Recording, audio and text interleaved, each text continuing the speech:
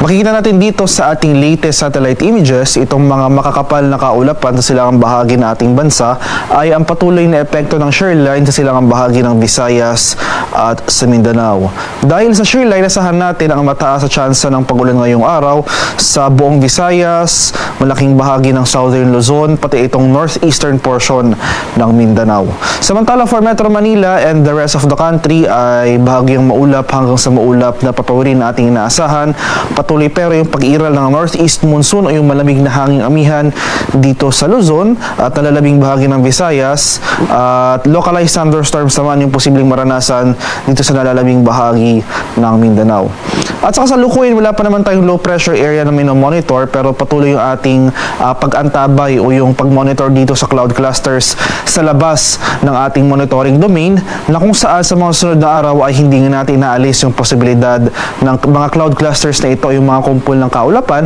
na posibleng maging low pressure area.